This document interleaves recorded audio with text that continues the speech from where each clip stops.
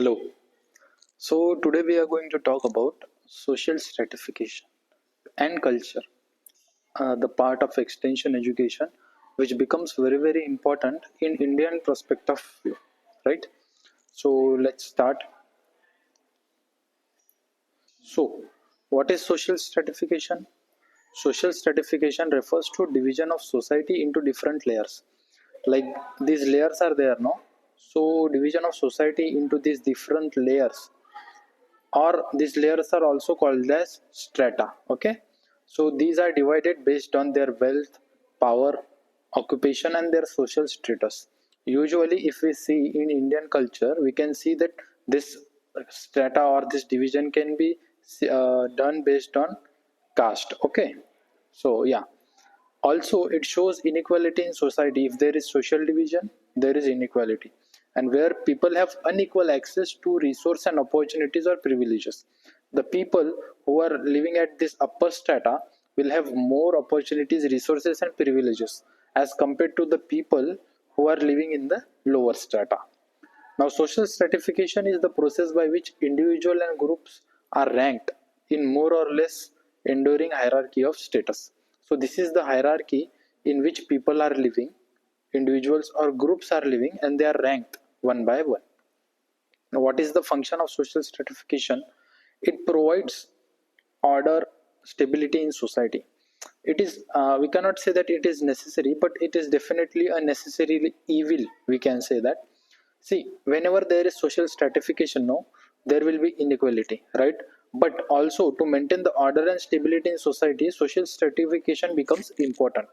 With that, it also assigns roles and responsibilities to different status, and this status will also have these roles and responsibilities the people of that group have to follow. It also encourages competitions and motivates people to work harder. So the people, if you are talking about lower class, middle class and upper class, as according to wealth. Okay, so the lower class people can and work hard so that they can move up in the direction of middle class and upper middle class. But when it comes to caste, this is not possible, because we cannot move from one caste to another caste. It is not very easy, the resistance is very high, right? So it encourages competition and motivates people to work harder so that they can achieve more and more wealth and increase the standard of living in their life. Along with that, helps in proper functioning of social institutions.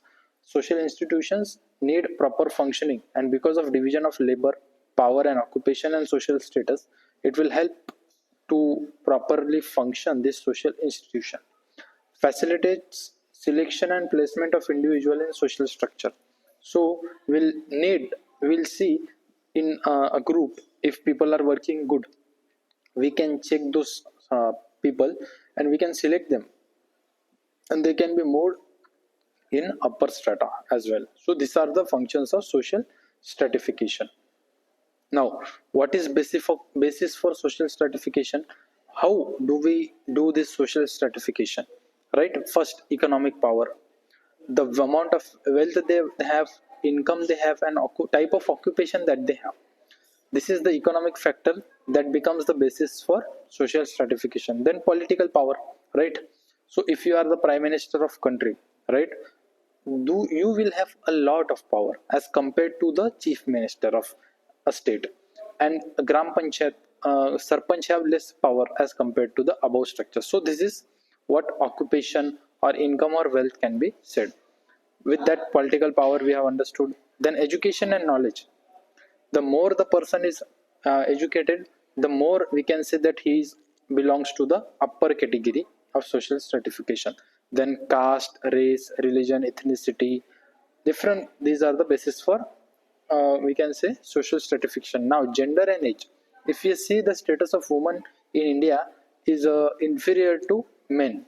The status is, women are not inferior, but the status is inferior, right, as compared to other countries. Along with that, the status of transgender is even lower than woman.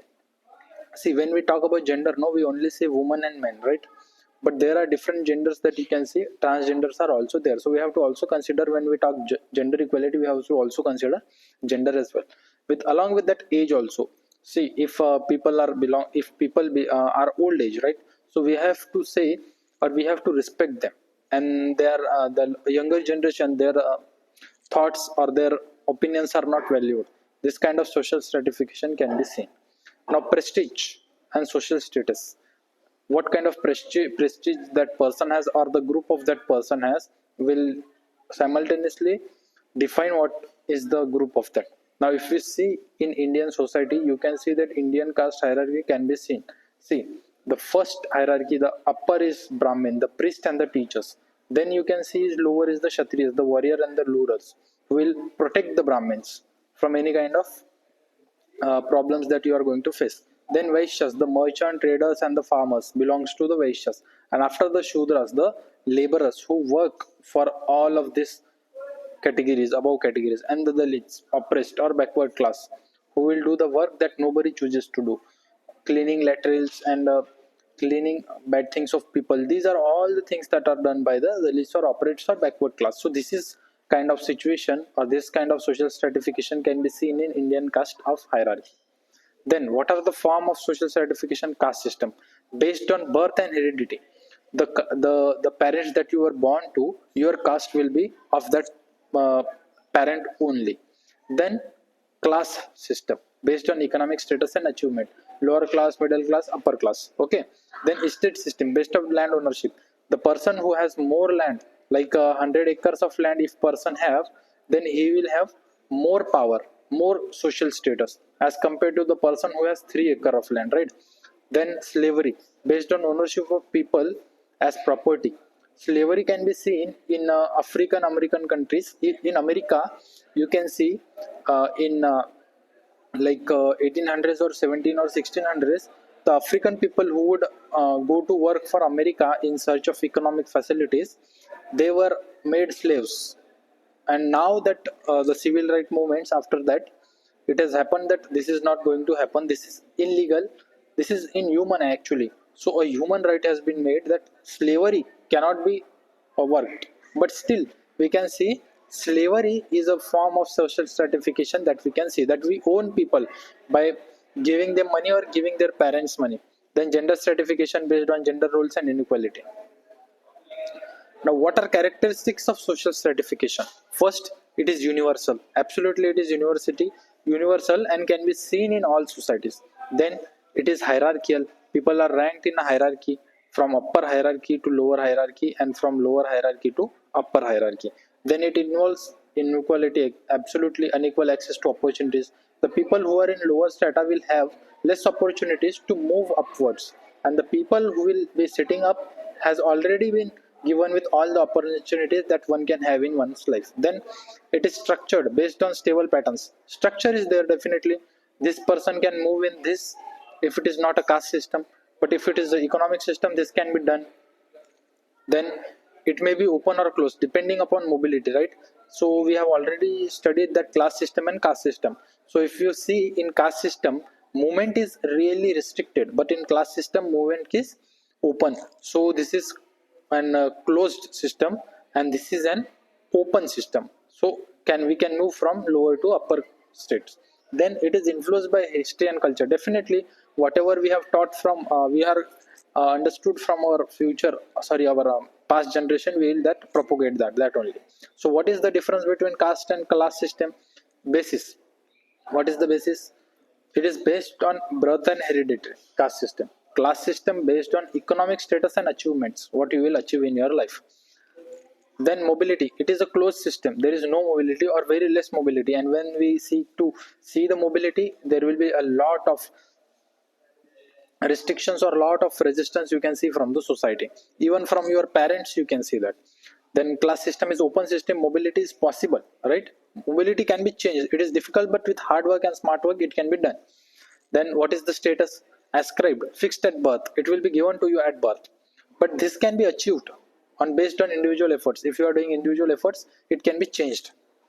Endogamy, marriage within the caste means endogamy, which can be seen in caste system. But in class system, there is no strict rule of endogamy.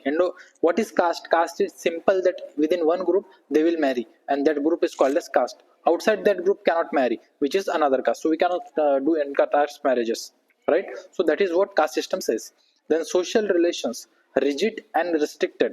You cannot, you cannot interact much with the other caste people as per you see, as per the social relations of is compared. You can interact with people, but it is very difficult to enter in their caste, right?